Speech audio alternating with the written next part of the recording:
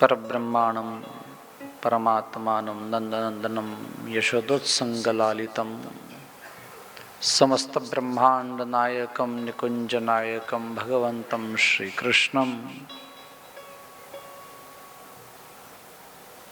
प्रणम्य श्री सुबोधिनी व्याख्या प्रारभते तत्र भगवान आचार्य चरणः।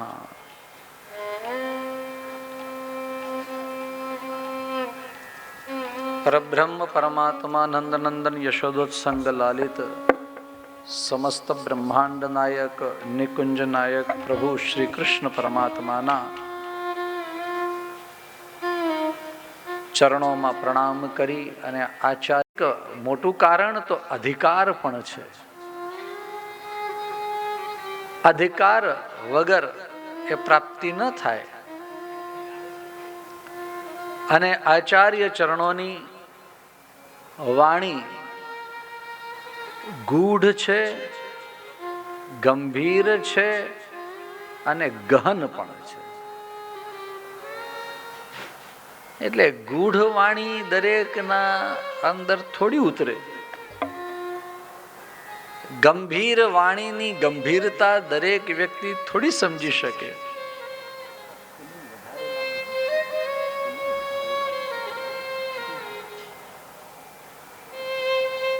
અને ગહનતા એટલે ગૂઢ ગંભીર પછી આવે ગહનતા. તો ગહનતાની અંદર બધા લોકો થોડી તરી શકે. લોકોને છીછરા પાણીના છબછબિયાની આદત હોય. એટલે તમે જુઓ તો દરિયાની અંદર બધા લોકો ના તરવા જાય, પણ કોઈ કોઈ જગ્યાએ એવું છીછરું પાણી હોય તો બધા જ મમ્મી પપ્પા છોકરા દાદા દાદી બધા ત્યાં બેસીને છબછબિયા કરે, બધા મજા કરે. ખાસ કરીને આવી ગરમીની અંદર દરેકને એનો આનંદ લેવો હોય તો છબછબિયાનો આનંદ છે, લૌકિક સુખ છે. ગહનતાની અંદર આ દરેકને પ્રાપ્ત થતું નથી. એના લીધે થઈને જ્યાં 2000 ની સંખ્યા હોય ત્યાં બીજા દિવસે 200 થઈ જાય, જ્યાં 200 જણા હોય એમાંથી 20 જણા થઈ જાય. પણ મને એક ભાવ થયો કે બહુ વધારે નહીં, પણ કમસે કમ આ 9 શ્લોકોમાં શું કહ્યું છે એની થોડીક વાત કરીને પછી આપણે આગળ ભાગવતજીની કથા લઈએ. બાકી દરેક જગ્યાએ તો ઘણી બધી જગ્યાએ તો એવા મર્યાદા માર્ગીય શ્રોતાઓ હોય કે જ્યાં ઘણીવાર એમને કોઈ સિદ્ધાંતોમાં કઈ રસ ન હોય, ખાલી ગાઓ નાચો થોડા ગરબા અને કથા પૂરી.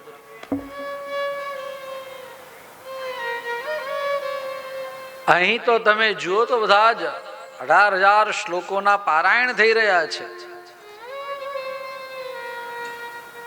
ચલાવી લેવાની કોઈ વાત જ નહીં. નહીં ભલે. અને આપ સૌનું ધૈર્ય પણ હું જોઉં છું. છેલ્લા 3 વર્ષથી કહો કે છેલ્લા 3 દિવસથી કહો, 3 દિવસથી પણ જોઉં છું અને 3 વર્ષથી ઓળખું છું. એટલે એ પણ મને ખબર છે કે ધીરજપૂર્વક આપ સમજાય ન સમજાય છતાં પણ જે શબ્દો આવે છે એનો સ્વીકાર કરો છો. મન બુદ્ધિ એનો સ્વીકાર કરે કે નહીં પછીની વાત છે, પણ આ ધૈર્ય હોવું એ પણ બહુ મોટી વસ્તુ છે. એટલે વિવેક ધૈર્ય તમે પચાવ્યું છે, આશ્રય તો છે જ.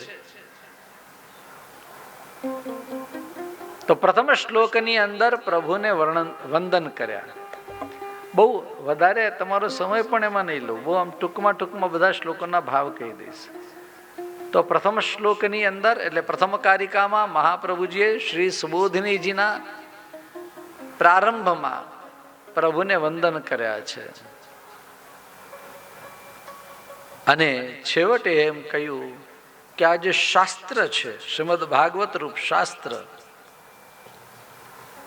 એની અંદરના ભાવ પ્રકટ કરવાનું કાર્ય પણ એ જ પ્રભુ કરે છે અને એ જ અમારા પ્રેરક છે. સનોભૂતિ હેતુ એમ કહી પ્રથમ શ્લોક ને બતાવ્યો, પ્રથમ કારિકાની બતાવી. બીજો શ્લોક, બીજી કારિકા, એમાં મહાપ્રભુજી એમ કહે છે કે મારી વાણીના સ્વામી પ્રભુ શ્રી કૃષ્ણ બને. એટલે મારી વાણી ને પ્રેરણા પ્રભુ આપે. મારી વાણી ભગવદ ઈચ્છાથી બોલે.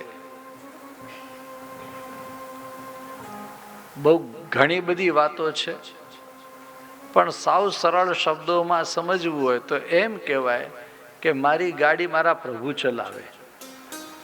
એ મહાપ્રભુજી એમ કહે છે કે મારી વાણી પણ આગળ પ્રભુ જ ચલાવે. કર્તાજ્ઞ સકલસ્ય યો નિગમ ભૂ સર્વસ્વરૂપોપી સહ. કર્તાજ્ઞ સકલસ્ય યો નિગમ ભૂ સર્વસ્વરૂપોપી સન સર્વસ્યાપિ વિધારણો વિજયતે નિર્દોષ સર્વેષ્ટદઃ. યો લીલાભિરનેકધા વિતનુદે રૂપમ નિજં કેવલઃ સોયં વાચિ મમાસ્તુ પૂર્ણગુણભૂઃ કૃષ્ણાવતારઃ પતિઃ. કર્તાજ્ઞઃ સકલસ્ય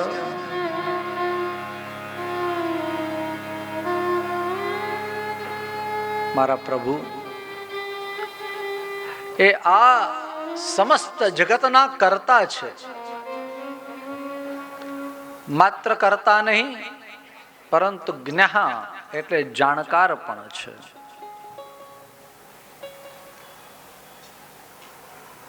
હવે જે કરતા હોય અને જાણકાર હોય ને એ જ આપણને પ્રોપર ગાઈડ કરી શકે. તમે લાડવાની રેસીપી કોઈને પૂછો તો તમારે કોને કહેવાય, કોને પૂછાય? જેણે લાડુ બનાવ્યા હોય એને પૂછાય ને, કારણ કે કરતા છે. અને જ્ઞઃ એટલે એના જાણકાર પણ છે. જે જાણકાર ન હોય એને પૂછો તો પણ લાડુની જગ્યાએ કંઈક બીજું બની જાય. અને જે કરતા એટલે એને બનાવવા વાળા હોય, જે ના હોય એને પૂછો તો પણ કંઈક ગોટાળો થઈ જાય. અહીંયા તો કરતા પણ એ છે અને જાણકાર પણ એ છે. કોના? આખા સકલ જગતના.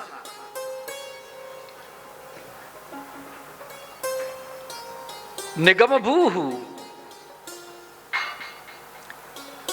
વેદ વગેરેની અંદર જેને સૌના કારણ રૂપ બનાવ્યા છે, બતાવ્યા છે, એ જ પરમાત્મા. નિર્દોષ ભક્તોને બધું જ દેવા વાળા એવા આ પરમાત્મા છે. પ્રભુ કેવા છે?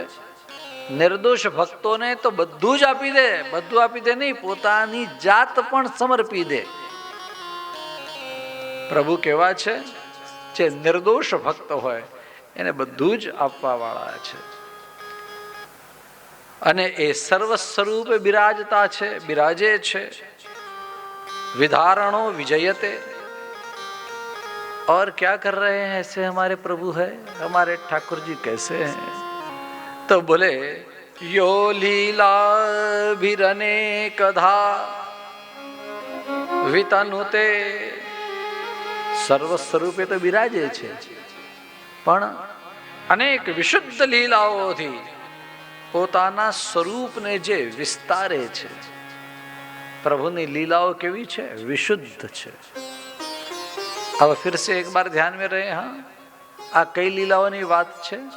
સર્ગ વિસર્ગ સ્થાન પોષણ ઉતિ વગેરે લીલાઓની વાત છે. હા, સર્ગ એટલે સૃષ્ટિનું સર્જન કરવું, વિસર્ગ એટલે વિશિષ્ટ સર્જન કરવું, પછી એની સ્થિતિ કરવી એટલે એને રાખવું. આ બધી લીલાઓ છે ને, એ બધી લીલાઓ, એ લીલાઓથી પોતાના સ્વરૂપને વિસ્તારવા વાળા છે. એવા આ પૂર્ણ ગુણ સહિત પ્રભુ શ્રી કૃષ્ણ મારી વાણીમાં સ્વામી તરીકે થાવ, એમ આ બીજી કારિકામાં કહ્યું. બહુ હું ખરેખર બહુ સંક્ષેપમાં, બહુ વેદાંતમાં કે બહુ અંદર ગહનતામાં ગયા વગર જે મને એમ લાગે કે આટલું ઉતરે એમ છે, આટલું સમજાય એવું છે, તમને નહીં, હું મારી વાત કરું, મને એ રીતે હું બોલવા માટેનો પ્રયત્ન કરું છું. કારણ કે જે મને ના સમજાય તો તમને શું સમજાવું, એટલે એ રીતે પ્રયત્ન એવો થાય છે. આ બીજી કારિકામાં શ્રી સુબોધિનીજીના પ્રારંભમાં આવી વાત આવી. ત્રીજાની અંદર, ત્રીજી કારિકામાં આચાર્ય ચરણ વલ્લભ પોતાના પિતૃચરણની વંદના કરે. અને શા માટે કરે છે? બોલે સિદ્ધિ માટે.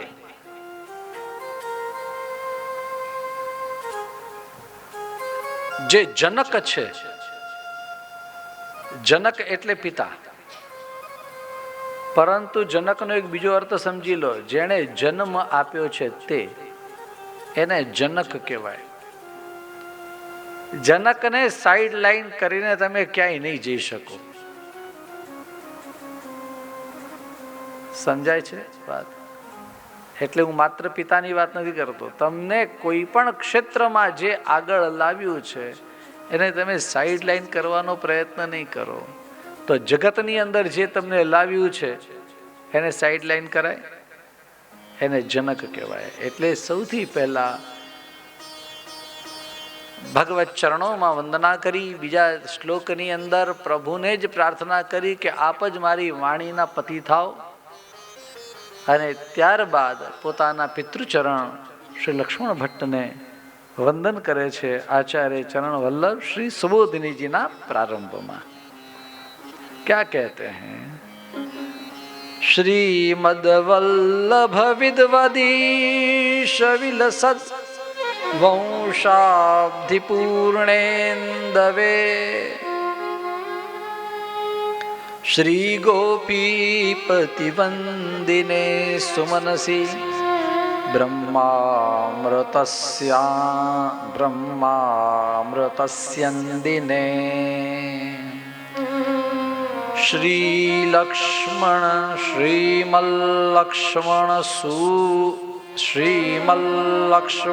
ભટ્ટ સૂરિરીતયન નામાખિલાભીષ્ટદમ તસ્મૈ तात મહાશયાય હરયે કુર્મો નમઃ સિદ્ધયે.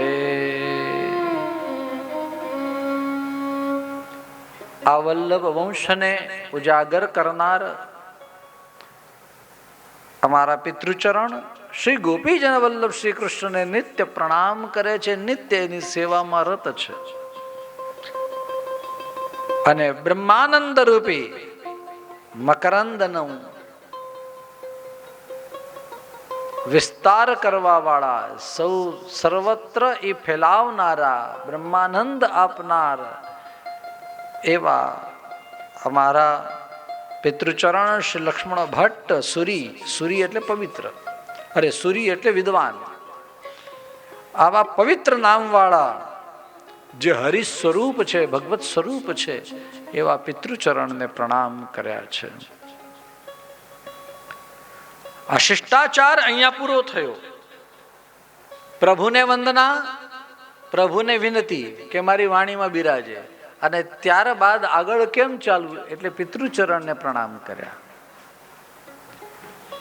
મને ખ્યાલ છે કે સુબોધિનીજી જેણે પ્રથમવાર હાથમાં પધરાવ્યા હશે અને સુબોધિનીજીના રસપાન કર્યા છે, અને આ બધા શ્લોકો તો ખબર જ હોય, પરંતુ છતાંય મને એમ થાય કે એનાથી મારી પણ વાણી પવિત્ર થાય, એટલા માટે હું આ જે શ્લોકોની પરંપરા છે થોડીક વાત કરી લઉં. અને ત્યારબાદ આગળના શ્લોકની અંદર આચાર્ય ચરણ વંદન કરે, વલ્લભ વર્ણન કરે છે શ્રીમદ ભાગવતજીનું, કે આ શ્રીમદ ભાગવત જેની માટે હું અહીંયા આવ્યો છું, આ શ્રીમદ ભાગવત કેવું છે તો એ વેદ સ્વરૂપ છે એની વાત કરી. आइए उस श्लोक का दर्शन करते हैं. श्रीमद्भागवतागमः, भागवत जी वेद स्वरूप છે, આગમઃ એમ કહ્યું. શ્રીમદ્ભાગવતાગમઃ સુરતરુર લોકે ફલત્વં ગતો ભાષા ભેદ વિભેદતસ્ત્રયમપી સ્યાન્નો વિરુદ્ધમ મહત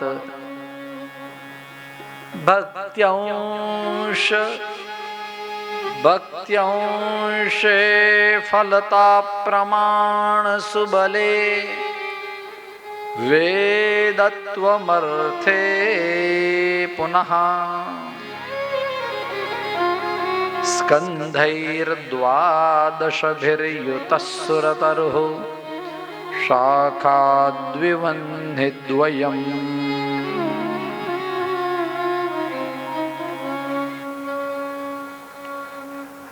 શ્રીમદ ભાગવતનું વર્ણન કર્યું કે આ શ્રીમદ ભાગવત નામનો આંબો એ કેવો છે, અખંડ ભુવનથી ઉતરેલો આ આંબો એ કેવો છે એની વાત કરી.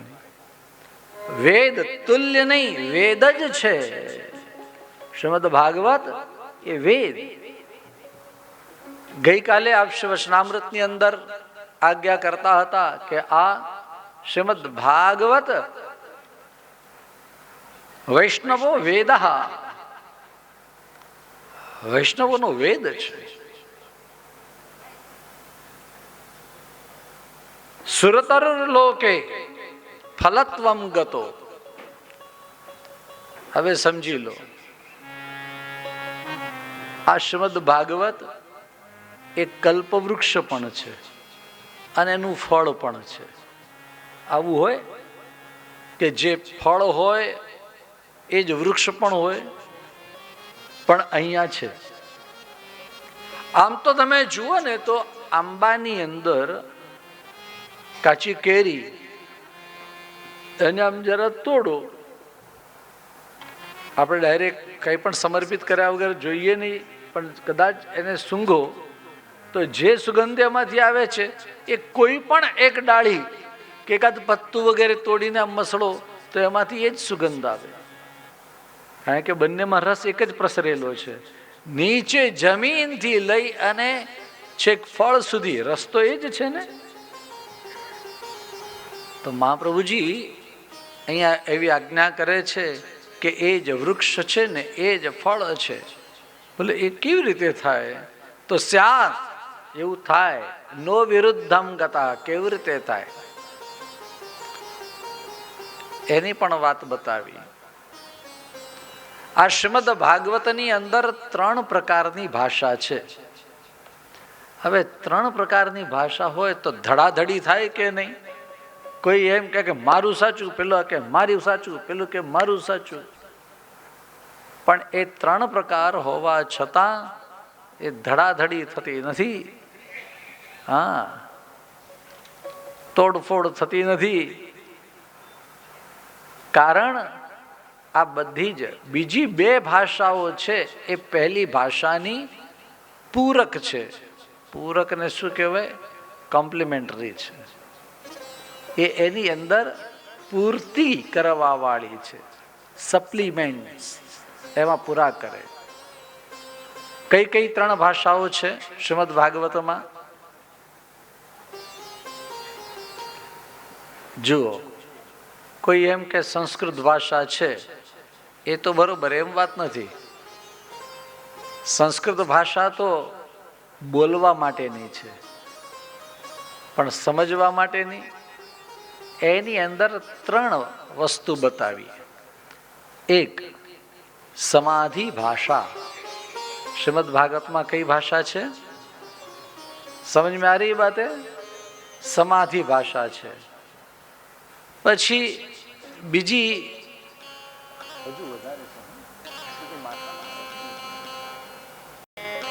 એક તો સમાધિ ભાષા છે,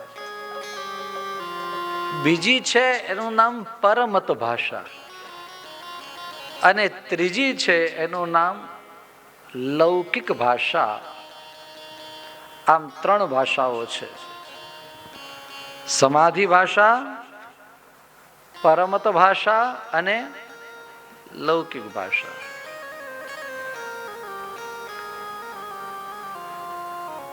સમાધિ ભાષા આ બધું જ મહાપ્રભુજીએ એમાં બતાવ્યું છે ભાગવતાર્થ પ્રકરણમાં,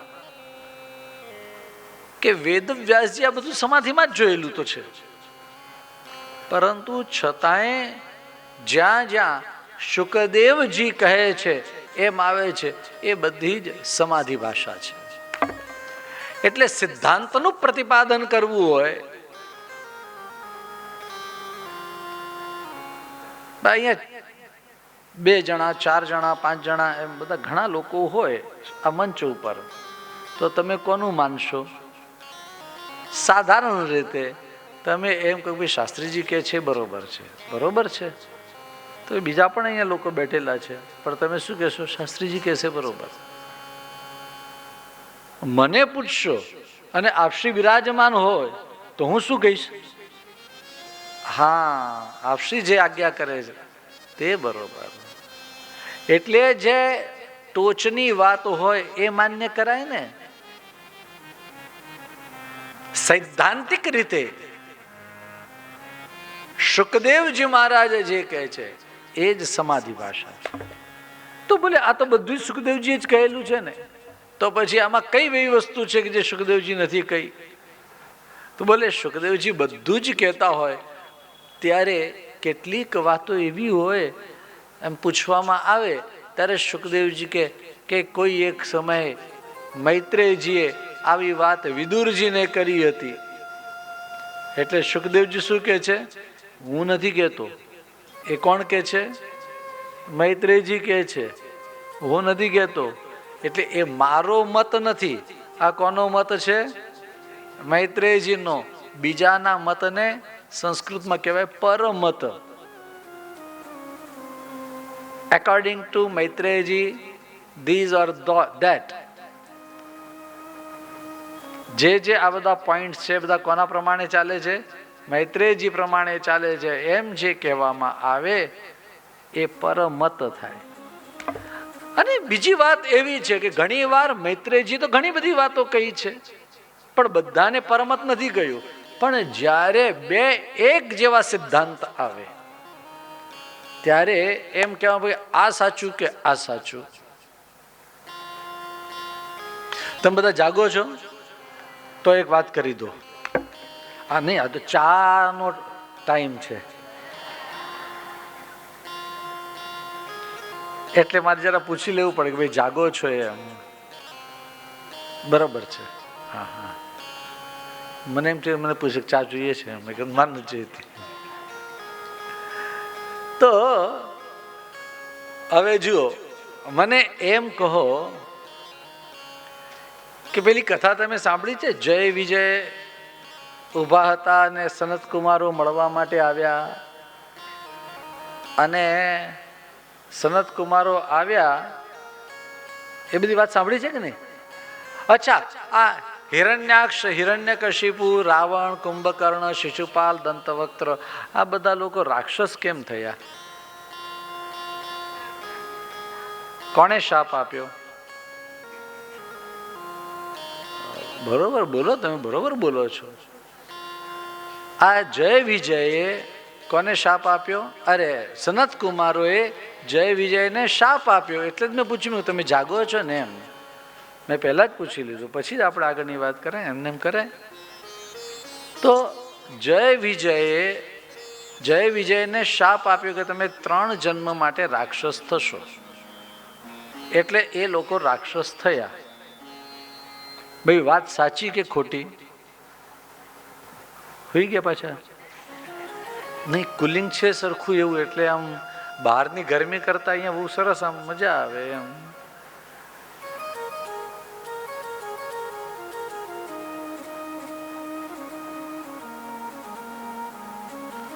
તો આ જય વિજય રાક્ષસ બન્યા. શાના લીધે બન્યા? કોણે શાપ આપ્યો? સનત કુમારે. બરોબર ને? સમજાય છે ને? ચાલો, તમને આ વસ્તુની ખબર છે ને? એટલે મારે કથા કરવાની જરૂર નહીં ને ભાઈ. એના માટે નથી પૂછતો હું તો એક વાત કરું છું. અચ્છા, મને એમ કહો, આ જય વિજય ક્યાં રહેતા હતા? ભગવાનના દ્વારપાળ હતા, વૈકુંઠની અંદર રહેતા હતા. તો એમને એટલી તો ખબર પડે કે નહીં કે સનત કુમારો જેવા આવે તો આપણે એની સાથે મિસબિહેવ ના કરાય, ગેરવર્તન ના કરાય. ખબર પડે કે નહીં પડે?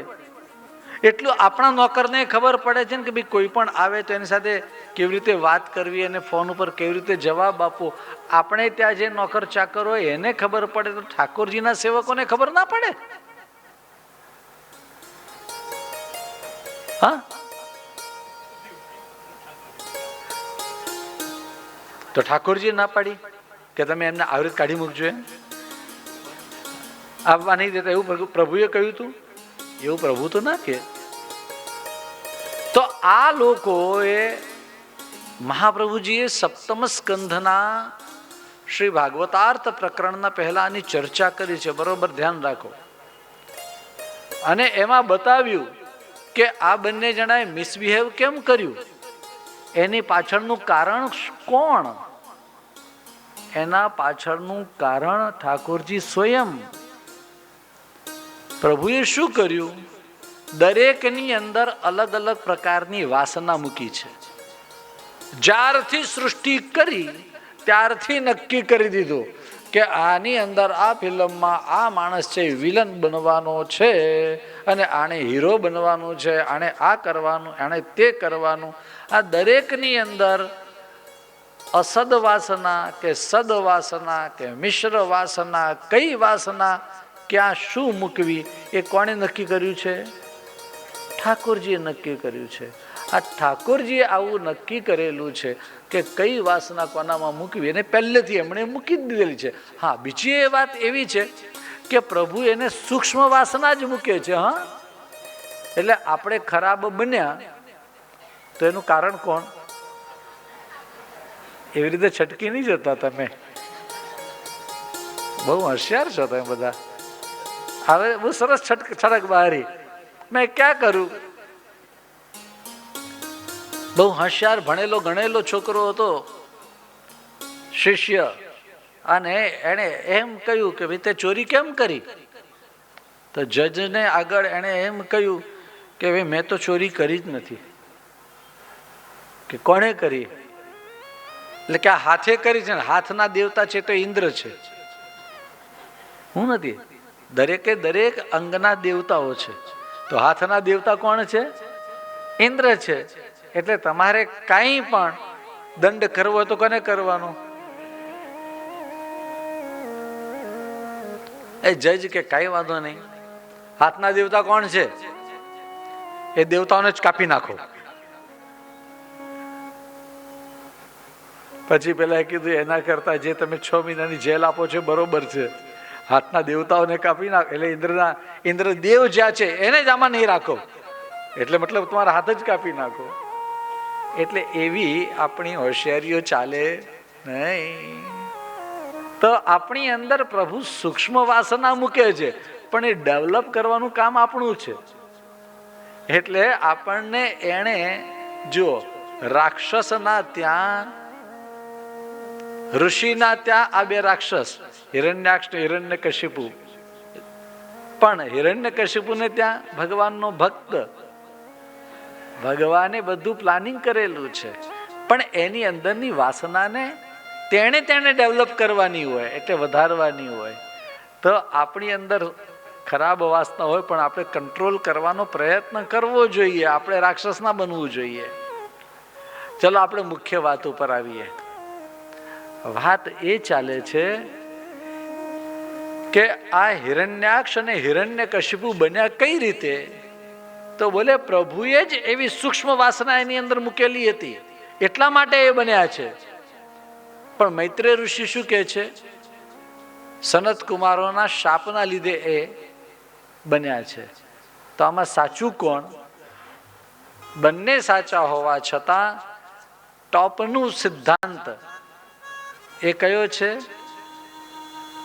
કે પ્રભુએ વાસના મૂકી, એ સાચી વાત. મૈત્રેયજીની જે વાત છે એ પરમત ભાષા કહેવાય. થોડુંક કઠિન લાગે તમને, એ મને સમજાય છે, પણ છતાંય થોડુંક કહી દો તો આજે સાંભળ્યું હશે તો બીજી કોઈ વાર કામ લાગશે. ફરી પાછી વાત કરું કે શુકદેવજી કહે છે એ સિદ્ધાંત છે, એ સમાધિ ભાષા. પણ જ્યાં બે વાતો આવી ગઈ, આ વાત સાચી કે આ વાત સાચી, તો એમાં બીજી જે વાત છે મૈત્રેય ઋષિ વાળી, એની માટે એમ કહ્યું એ પરમત છે, એટલે એને સિદ્ધાંત તરીકે નહીં લેવાની. કથા તો એ સાચી જ છે, ખોટી થોડી છે. પણ નહીં તો મહાપ્રભુજી બહુ સરસ બતાવે, નહીં તો જય વિજય ની અંદર આ સૂક્ષ્મ વાસના ના હોત, એટલે અસદ વાસના, ખરાબ વાસના, તો જય વિજય પ્રણામ કરીને એમને એમ કે સનત કુમારોને કે પ્રભુ હમણાં વિશ્રાંતિમાં બિરાજે છે, આપ અંદર નહીં જાઓ, આવું ના કે. પ્રભુ હમણાં પ્રસાદ લેવા માટે અથવા પ્રભુ હમણાં ભોગ આરોગે છે, આવું કંઈ ન કે. પણ એવું કંઈ નહીં કહ્યું, ડાયરેક્ટ ક્રોધ કર્યો, લાકડી અડકાડી. એટલે એમની અંદર આ સૂક્ષ્મ વાસના, કઈ વાસના? ખરાબ વાસના, અસદ વાસના પહેલેથી પ્રભુએ મૂકેલી છે. આપણી વાત એ ચાલે છે કે આ શુકદેવજી જે કહે છે સમાધિ ભાષા છે, અને સમાધિ ભાષા છે એને સિદ્ધાંત ગણવાનો. પરમત ભાષાને સિદ્ધાંત ના ગણાય, લોક ભાષાને સિદ્ધાંત ન કહેવાય, પણ એની અંદર સપોર્ટ કરવા વાળી, પૂર્તિ કરવા વાળી છે, સપ્લિમેન્ટ, અથવા તો એમ કહો કે એને પૂરક છે. સમજાય છે ખરું? ચલો, એક માણસ એકદમ ગોરો માણસ એમ ઊભો તો, પેલા ભાઈ એકદમ ગોરા છે. હવે આ ગોરો માણસ હોય, એની આંખની કીકી કેવી હોય અને એના વાળ કેવા હોય? કાળા હોય ને. અને એની આંખની કીકી કાળી હોય, એના શરીરને આમ તમે જુઓ તો એની નસો બધી લીલી દેખાય, તો લાલ એવું બધું પણ વચમાં હોય. અમુક ઝીણી એમ લાલ આંખની અંદર પણ લાલ રેખાઓ હોય, નસ જે હોય એના લીધે દેખાતી હોય. તો પછી એને કઈ કાબર ચિત્રો કહેવાય? લાલ કાળો ગોરો આવું કહેવાય? એને કહેવાય તો ગોરો જ. તો એની અંદર રહેલું જે પેલું કાળું છે, લાલ છે, લીલી નસ જે દેખાય છે, એ બધી એને પૂરક છે, એનાથી એ સારો લાગે.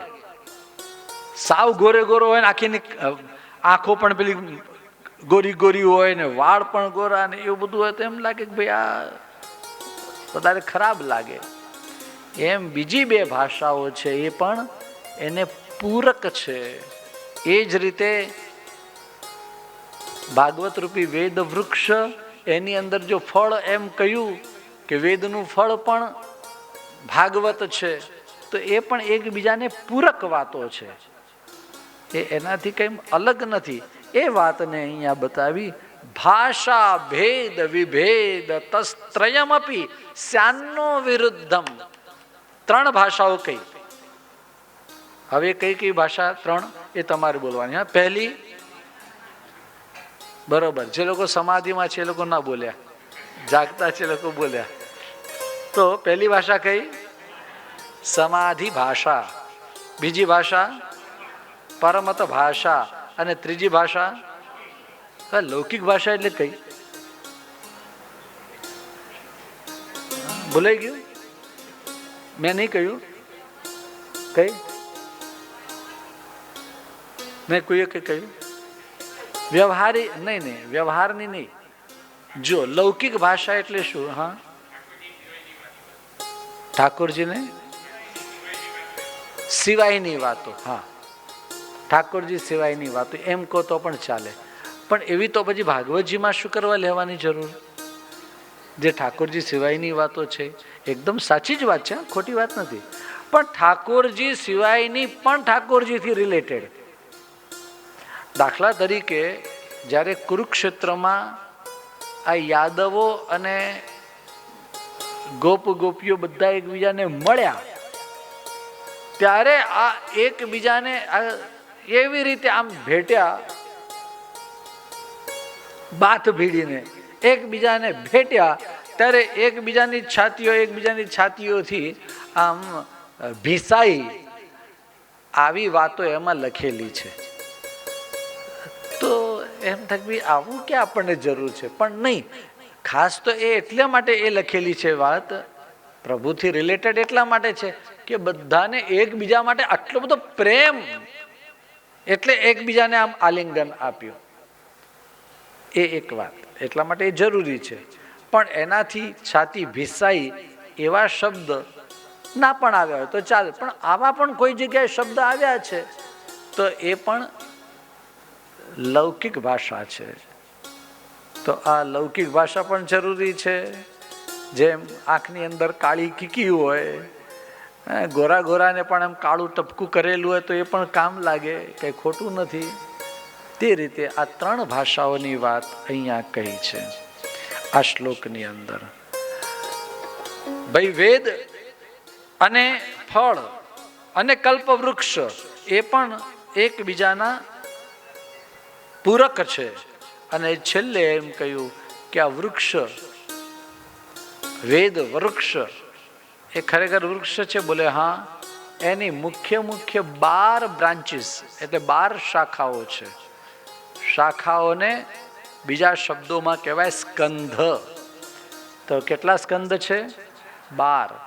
અને દરેક સ્કંધની અંદર અલગ અલગ અધ્યાયો છે. પહેલા સ્કંધની અંદર 19 અધ્યાય, બીજાની અંદર 10, ત્રીજાની અંદર 33, ચોથામાં 31, પાંચમામાં 26, છઠ્ઠામાં 19, સાતમા સ્કંદમાં 15 અધ્યાય, આઠમા અને નવમા સ્કંદની અંદર 24 અધ્યાય, દશમ સ્કંદની અંદર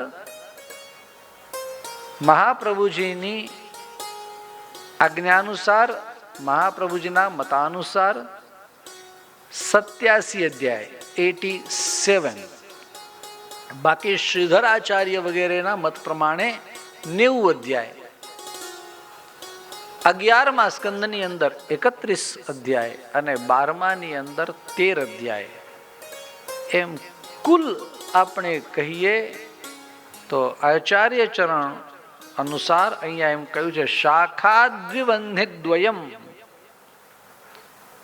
332 અધ્યાય મહાપ્રભુજી અનુસાર થાય અને અન્ય અનુસાર 335 અધ્યાય થાય. એની વાત આ શ્લોકમાં કહી છે. આ શ્રીમદ ભાગવત આપણી આગળ મહાપ્રભુજી પધરાવી રહ્યા છે અને આપણને એનો પરિચય કરાવતા કહ્યું કે આ શ્રીમદ ભાગવત, એની તો વાતો આગળના પણ આચાર્યોએ કરી છે. તો અહીંયા વિશેષ શું છે? તો બોલે એના ગૂઢાર્થ પ્રકટ કરવા માટે કોઈ એવું સમર્થ નહોતું.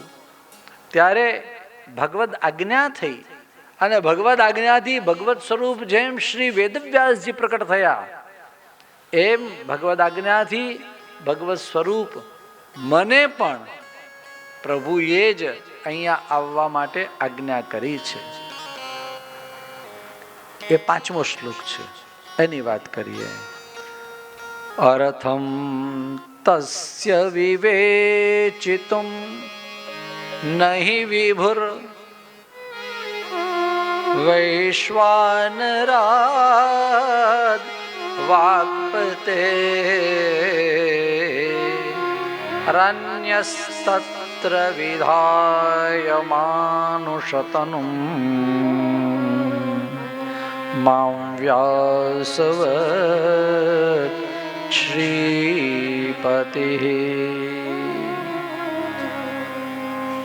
દત્ત્વાજ્ઞાં ચ કૃપાવલોકનપટુર યસમાદતોऽહં મુદા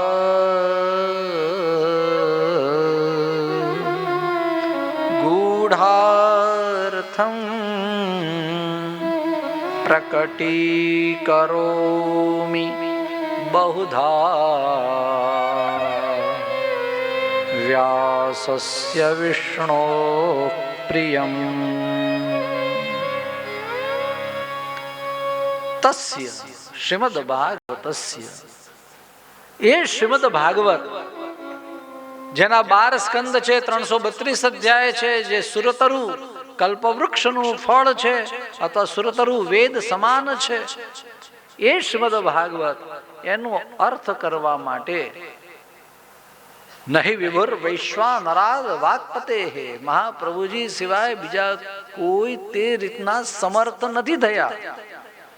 અન્ય તત્ર વિધાય માનુષતનુમ મામ વ્યાસવત શ્રીપતિ, જેમ શ્રીપતિ એટલે લક્ષ્મીપતિ ભગવાન નારાયણે વેદવ્યાસજીને આજ્ઞા કરી અને વેદવ્યાસજી આ ભૂતલ ઉપર પધાર્યા. વેદવ્યાસજી આ બધા પુરાણો લખ્યા, વેદો ના વિભાગ કર્યા, પુરાણો કર્યા, મહાભારત આદિ કર્યું. ત્યારે આ શ્રીમદ ભાગવતની વ્યાખ્યા પ્રોપર કઈ રીતે થાય એ માટે મને પ્રભુએ આજ્ઞા કરી અને એટલા માટે હું અહીંયા આવ્યો. અહીં એટલે આ ભૂતલ ઉપર. અને તે જ શ્રીમદ ભાગવતજીના ગૂઢાર્થમ પ્રકટીકરોમિ. બોલ શ્રી ગોવર્ધન નાથ કી જય. મહાપ્રભુજીએ શ્રીમદ ભાગવતજીના કેટલા અર્થ બતાવ્યા?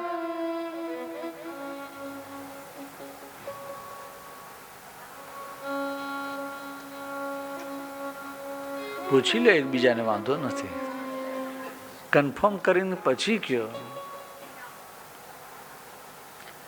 1 2 3 4 5 6 7 8 9 10 11 12 એટલા બધા તો ચોકે છે નહીં. થોડાક કહી દઉં તમને કેટલા કર્યા. ભાઈ જો ઘણા બધા અર્થ કર્યા હોત ને તો અહીંયા ગૂઢાર્થાન એમ લખ્યું હોત. ગૂઢાર્થોને પ્રકટ કરું છું આમ કહ્યું હોત. પણ મહાપ્રભુજી એવું નથી કહેતા. મહાપ્રભુજી એમ આજ્ઞા કરે કે ગૂઢાર્થમ પ્રકટી કરો અમે, એટલે એક જ અર્થ કર્યો છે. એકાર્થમ સપ્તધા જાનન આમ કહ્યું છે. 7 પ્રકારે વસ્તુ એક જ બતાવી છે. તમે અલગ અલગ નહીં સમજો એને, અર્થ એક જ છે. ગઈકાલે વાત કરી હતી ને પેલી સાડી ઓરેન્જ કલરની, પણ એક જ સાડીની વાત ચાલે છે. પછી એ સિલ્કની હોય, ગજે સિલ્કની હોય, બાંધણી હોય કે તમે જે કંઈ કહેતા હો તે આવું કંઈક વાત થઈ હતી ને એના જેવું. તો એ એક જ અર્થ છે, એમ એક જ સાડી છે. મહાપ્રભુજી કહે છે 7 પ્રકારે, પણ અર્થ તો એક જ બતાવ્યો છે. અને એ કેવો અર્થ? વ્યાસસ્ય વિષ્ણુ પ્રિયમ, પ્રભુને જે પ્રિય હોય એવો અર્થ, અને વેદવ્યાસજીને જે પ્રિય હોય એવો અર્થ. મહાપ્રભુજી બદ્રિકાશ્રમમાં પધાર્યા અને ત્યાંથી આગળ માણા ગામમાં પધાર્યા, જ્યાં વેદવ્યાસજી નો આશ્રમ છે. શમ્યાપ્રાસ ઇતિ પ્રોક્તઃ ઋષિણામ સત્રવર્ધન. ત્યાં મહાપ્રભુજી પધાર્યા. કથા બહુ પ્રસિદ્ધ છે.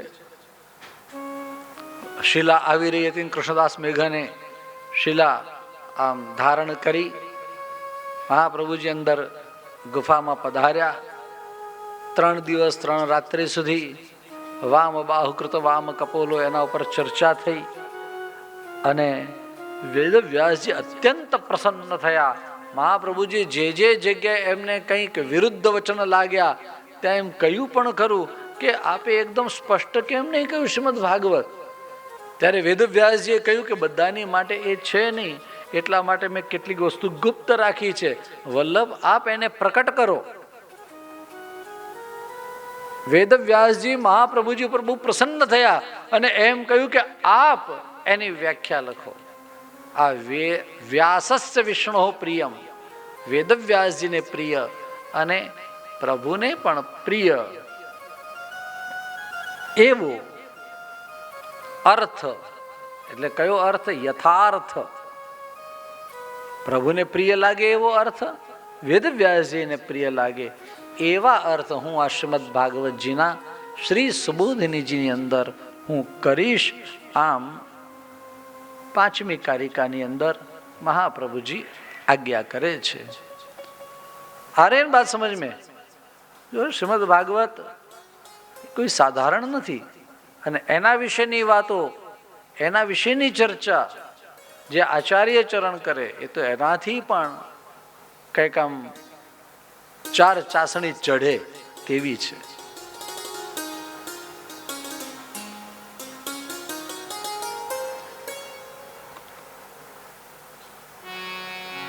વલ્લભ ગુણ ગાવા રે ગાવા રે, વલ્લભ ગુણ ગાવા રે ગાવા રે,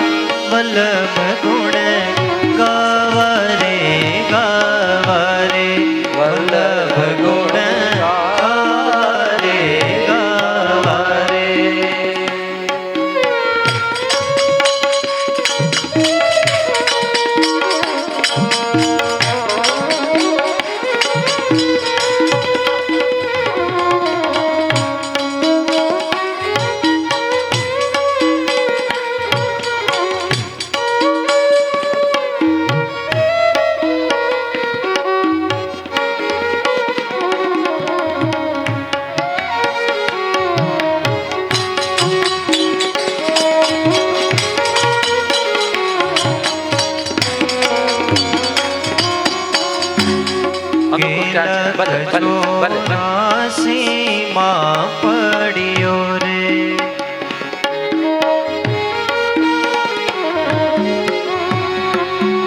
લખ 84માં પડશો રે,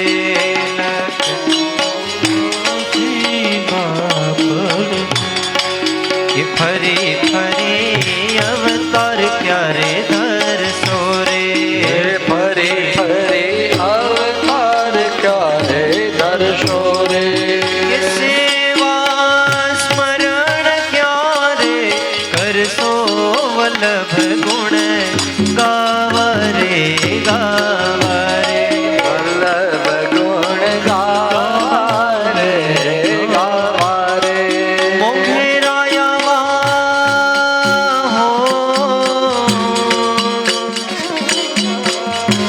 હે અવસરિયા નહીં આવે આવા રે, વલ્લભ ગુણ ગાવા રે ગાવા રે, વલ્લભ ગુણ ગાવા રે ગાવા રે, અવસરિયા નહીં મળે આવા રે આવા રે આવા રે, વલ્લભ ગુણ.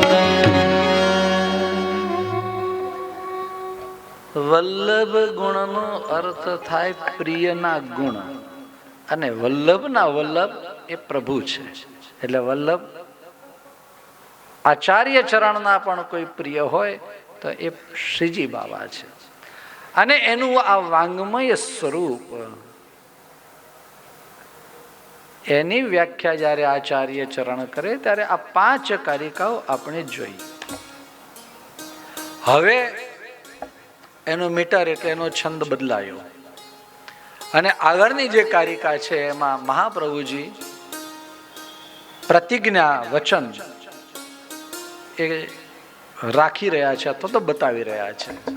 મહાપ્રભુજીએ શ્રી સુબોધનીજીના પ્રારંભની અંદર એક પ્રતિજ્ઞા કરી. क्या प्रतिज्ञा की है?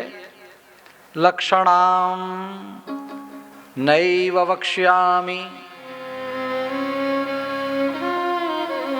लक्षणाम नैव वक्ष्यामि न न्यूनादन्य पूरणम आर्थिकम तु प्रवक्ष्यामि परोक्ष कथनादृते.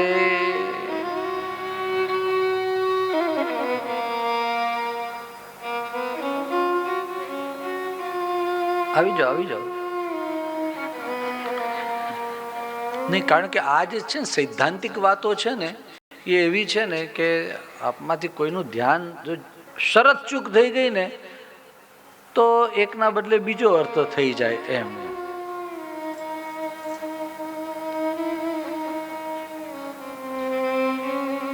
મહાપ્રભુજી જ્યારે અર્થો કરે છે શ્રીમદ ભાગવતજીના, ત્યારે પોતાની પ્રતિજ્ઞા પહેલા બતાવી દે છે કે અહીંયા કોઈ જગ્યાએ જે સીધી વાત હશે ને એ જ હું તમને કહીશ. તમને કોઈને કંઈ ભ્રમ થાય ને એવા બધા શબ્દો નહીં વાપરું, સ્પષ્ટ વાતો. બાળક હોય ને એને પછી ભ્રમ થઈ જાય, કંઈ ખબર ના પડે. એટલે એમ કહ્યું લક્ષણામ નૈવ વક્ષ્યામિ. શબ્દની શક્તિઓ છે મુખ્ય રૂપે 3 અને હજુ વિશેષ રૂપે ગણવામાં આવે તો 4 શક્તિઓ. એટલે અભિધા, લક્ષણા, વ્યંજના અને તાત્પર્ય વગેરે શબ્દની શક્તિઓ છે. હવે એ બધી આપણે અત્યારે હાલમાં એની કંઈ ચર્ચાની જરૂર નથી. શ્રી સોમનાથ સંસ્કૃત યુનિવર્સિટી એના પુરાણ સંકાયના અધ્યક્ષ ડૉક્ટર શ્રી પંકજભાઈ રાવલ એ અહીંયા પધાર્યા છે. બહુ સારા વિદ્વાન છે અને એમની આગળ આ બધું અભિધાન, લક્ષણ આ બધું તમને સમજાવું તો બધું લાંબુ થઈ જાય. આપણે તો મુખ્ય જે કથા છે આપણી ન જવી જોઈએ એ જોવાનું છે. અને એમને જે અહીંયા પધરાવીને આવ્યા છે, લઈને આવ્યા છે, એ અહીંયા અડાજણમાં જ જે બદ્રીનારાયણ મંદિર છે ત્યાં શ્રી બદ્રીનારાયણ શ્રી શાંડિલ્ય ઋષિ વેદ સંસ્કૃત પાઠશાલા છેલ્લા 20 વર્ષથી ચાલી રહી છે. હમણાં જ એમનો દ્વિદશાબ્દી મહોત્સવ હતો અને ત્યારે મને પણ જેમનું નિમંત્રણ હતું તે વિદ્યાલયના પ્રાચાર્ય ડૉક્ટર શ્રી અશોકભાઈ જોશી એ પણ અહીંયા પધાર્યા છે. આવા બધા વિદ્વાનો હોય તો એની આગળ પછી આપણે બીજી બધી ક્યાં બધી શાસ્ત્રોની બીજી વાતો કરવી, અને કરવામાં આમાં વાંધોય નહીં, પણ એમની આખી ચર્ચાનો અલગ એક લેવલ છે. તો અહીંયા મહાપ્રભુજી શું કહે છે એની આપણે વાત કરતા હતા. લક્ષણામ નૈવ વક્ષ્યામિ. તો તમને બે શબ્દ કહી દઉં. એક તો સીધો જે લખેલું હોય એવો ને એવો જ અર્થ આપણને ખબર પડે એને અભિધા કહેવાય. વાચ્યાર્થ જેનાથી પ્રકટ થાય એ તો તમને કદાચ સમજાય કે ન સમજાય. પણ હવે નાનું બાળક હોય ને તો એ ગોથા ખાઈ જાય એવું એક વાક્ય કહી દઉં કે ફલાણો માણસ મારા પૈસા ખાઈ ગયો. એમ કહેવામાં આવે કે ભાઈ આ ફલાણો માણસ મારા 10 લાખ રૂપિયા ખાઈ ગયો. એનો મતલબ શું થાય? ખાઈ ગયો. આમ જેમ દાંતણ ચાવે એમ પૈસા ચાવીને ખાઈ ગયો, એવો અર્થ ન થાય ને. સમજમાં આવે છે એનો અર્થ શું થાય? એનો અર્થ એ થાય કે આણે મારા પૈસા લીધા પછી પાછા આપ્યા જ નહીં. એમાંય ના કહેવાય કે પૈસા દબાવ્યા, એમ દબાવ્યા એટલે દબાવી દીધા એમ કહેવાય. એનો અર્થ બીજો થઈ જાય. મતલબ એણે મારા પૈસા લીધા, પાછા એણે આપવાનું નામ ના લીધું. આ અભિધાનો અર્થ અથવા આ સાચો સમજાય એવો અર્થ. એટલે પેલો અર્થ હોય એમાં ગોટાળા થઈ જાય. મારા પૈસા ખાઈ ગયો એમ કહીએ તો, મારા ઘર ઉપરથી હાથી ગયો. તમને ખબર નથી આટલી મોટી શોભાયાત્રા નીકળે, મારા ઘર ઉપર થઈને જ નીકળ્યા હતા. તો ઘર ઉપર થઈને નીકળે, હાથી ઘર ઉપર થઈને નીકળે. પણ આપણે કહીએ તો છીએ ને ભાઈ, એવી રીતની જે બધી વાતો છે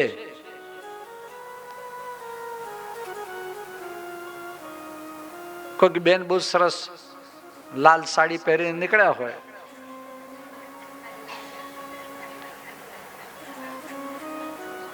આજે લાલ સાડીનું છે એવું છે, મને ખબર નહીં તમારી શું ઓલી છે એમ, જે રોજે રોજનું હોય. પણ આમ ભાઈ બીજા બધા ગમે તે અલગ અલગ પહેરેલી હોય અને એ બેન આમ લાલ સાડી પહેરીને આમ આવતા હોય તો બાજુમાં વાત કરે ને, જો પેલી લાલ સાડી આવે છે, શું કે લાલ સાડી આવે છે, કુંતાહા પ્રવિશંતિ છે ને, તો કે એનો મતલબ શું થાય? લાલ સાડી આવે છે, સાડીને પગ આવી ગયા, પણ એનો મતલબ થાય સાડીવાળા બેન આવે છે, લાલ સાડી જેણે પહેરેલી છે એવા બેન આવે છે, એમ કહેવામાં આવે ને. એમ એ બધા જ અર્થો છે, બધા લક્ષણાના છે. તો મહાપ્રભુજીએ કહ્યું કે આવી કંઈક વાત કરીશ તો પછી ગોટાળા થઈ જાય. જે ના સમજ હશે એને તેમ લાગશે કે સાડીને પગ આવી ગયા કે શું, હાથી ઘર ઉપર થઈને ગયો કે શું, પૈસા પેલો ચાવી ગયો કે શું, આવા ગોટાળા થઈ જાય. એટલે મહાપ્રભુજીએ કહ્યું જે સાફ સાફ સીધા અર્થ છે, ટુ ધ પોઈન્ટ, એ જ કહીશ, આમ તેમ નહીં. અને એ પણ જે શાસ્ત્રોમાં બતાવેલા હશે, જે વેદમાં કહેલા હશે, જે મહાભારત આદિ જય વગેરેની અંદર કહેલા હશે, જે ઉપનિષદોના સિદ્ધાંતો હશે, એ બધાની જ વાત કરીશ, બીજી ગમે તે વાત નહીં. એટલે લક્ષણામ નૈવ વક્ષ્યામિ નન્યોનાદન્ય પૂરણમ આર્થિકમ તુ પ્રવક્ષ્યામિ. સિવાય કે પરોક્ષ કથનાદૃતે શ્રીમદ ભાગવતમાં ચતુર્થ સ્કંધની અંદર પુરંજનની કથા આવે, એમાં પરોક્ષ કથન છે.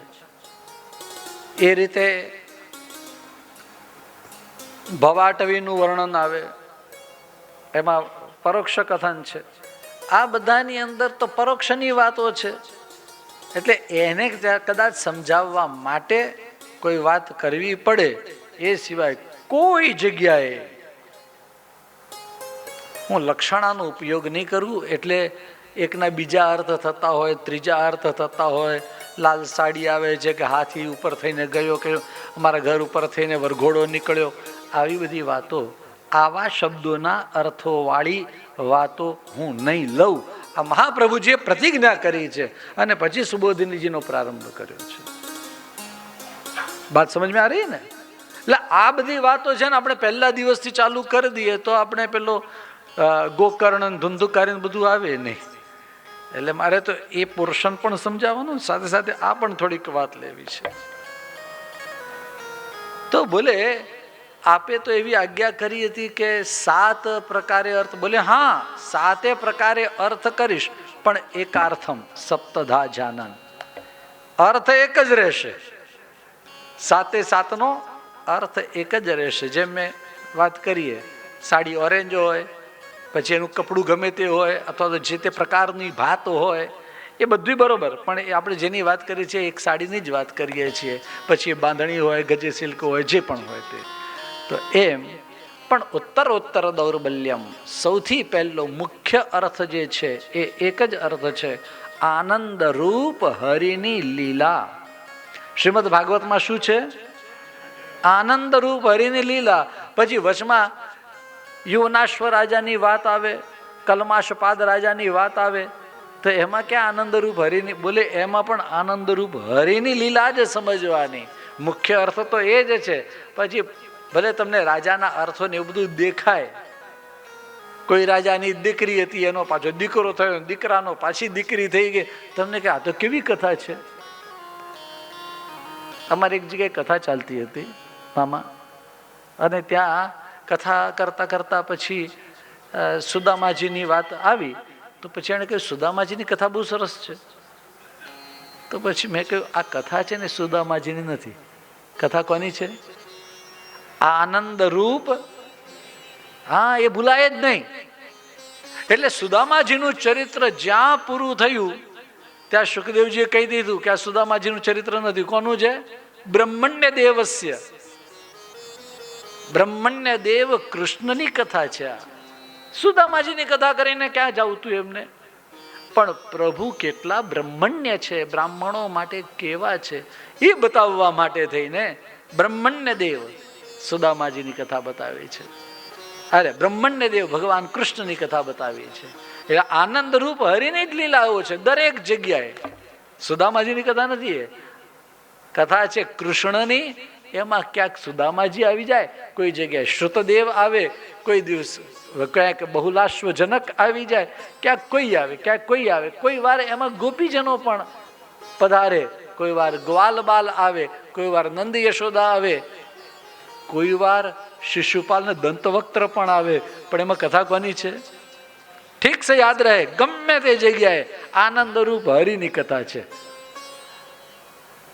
પછી એમાં હિરણ્યાક્ષની કથા આવે તો એ પણ આનંદ રૂપ હરિની કથા. નહીં તો હિરણ્યાક્ષને મારે